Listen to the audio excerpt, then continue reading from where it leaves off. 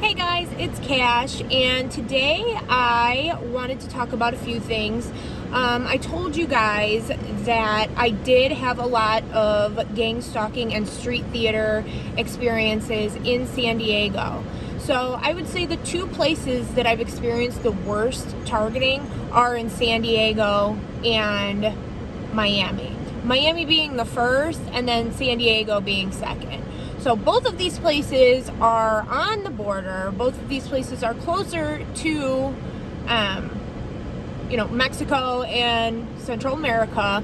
So maybe that has something to do with the severity of the targeting, because this is a global thing. And I just feel like most of those countries have been probably doing these things for a very long time. And this practice has been introduced to the United States, maybe through some kind of globalist agenda. That's just one theory that I have. But let me tell you guys about my experience at the laundromat in San Diego. So I really didn't think anything of it, but the night before I was eating dinner, I had my earpods in, I was just listening to music, eating dinner in San Diego. And, there was all types of stuff going on around me. This guy was clown-towning in front of me, probably doing some type of street theater or something. And this couple was talking very loudly. I could hear a little bit over my music, them chatting. So whether it was indirectly directed towards me, I don't know, because I had my earpods in. But my music kept stopping. Never had that happen before. It would stop and I would press it. It would stop, I would press it. And I literally went back and forth for like 2 minutes. I was listening to a song called West Nile. Okay? So, get up, done with dinner, go back to my hotel room. I told you guys about the honey trap situation with the guy that I met in Miami from San Diego. Doppelganger, right next to me, put right next to me in the hotel. Didn't really say much to him, just hi, bye, whatever. So next day I go to the laundromat to do my laundry, and this place was just flooded with activity, with people. I don't even think they were doing laundry. They were just there for no reason, really. So I'm putting my laundry in, and this guy comes in and he's like, hey, guess what, everybody? We got a case of West Nile. We got 2 cases of West Nile already. And then I'm like, okay. So I think back to yesterday. I am familiar with the Stingray, with stuff like that cops use.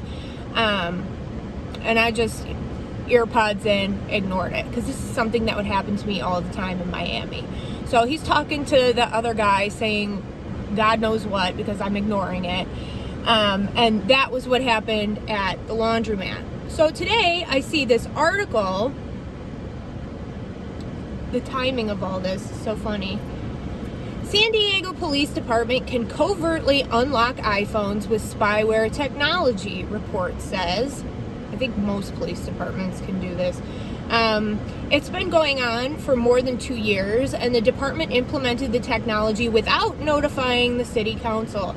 San Diego-based NBC7 reported Tuesday evening. The city's police foundation, not the department itself, laid out the money for the initial purchase. The move has raised cybersecurity, privacy, and ethics concerns. Critics said it could be abused or it could create additional risk if it falls into the wrong hands, like human traffickers, like sociopathic police scum, like people like that. That's the wrong hands, because not all police are going to be abusing this technology to stalk people that they once dated.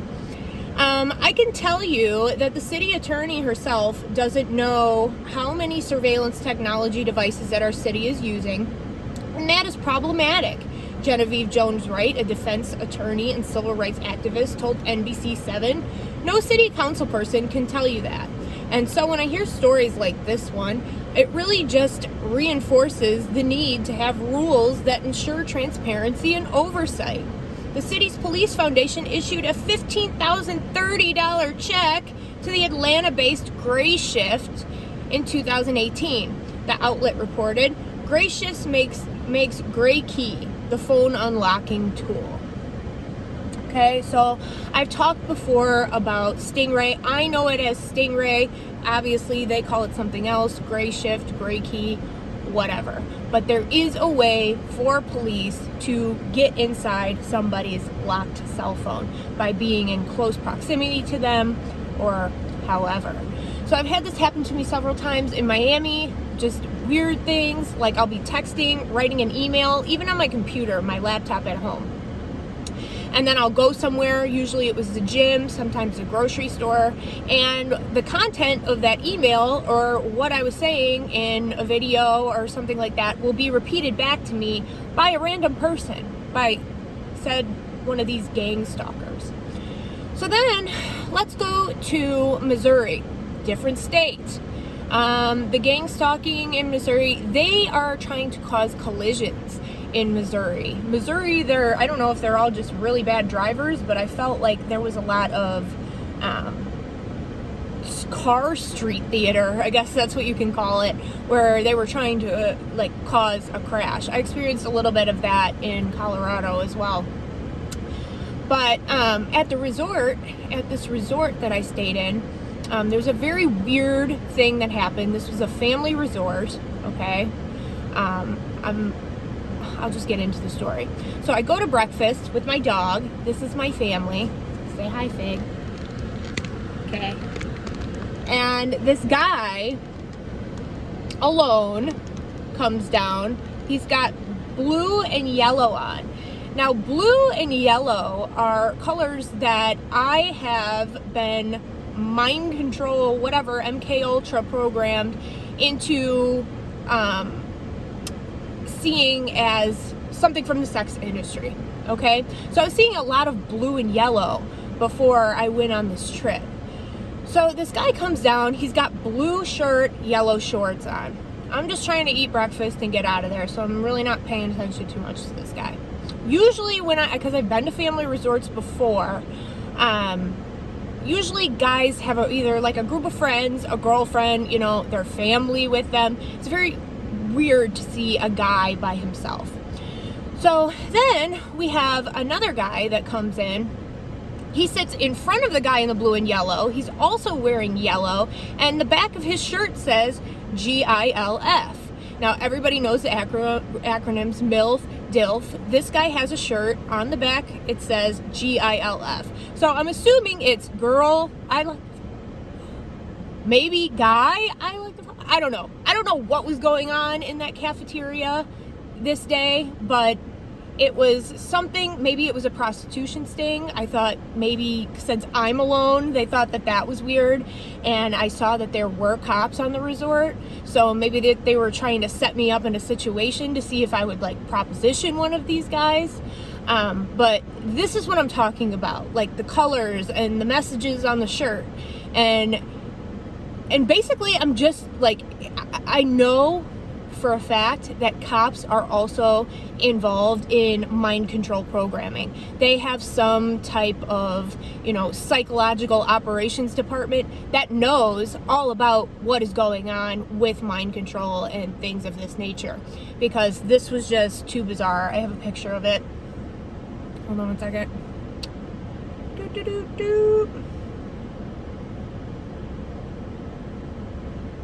But yeah, this was very strange. And there we go. GILF right here, and yellow, and they're just like sitting there like that. Boner Patrol, that's what I put on it. So that's, yeah, a lot of my exhaustion comes from acting like I don't know what these people are trying to do. Yeah. So that's all I have for today. That was the exciting ending of my trip. My trip overall was great. I am so happy that I took it. I needed that for my soul. But yeah, so I hope that everybody has a wonderful day. And as always, God bless.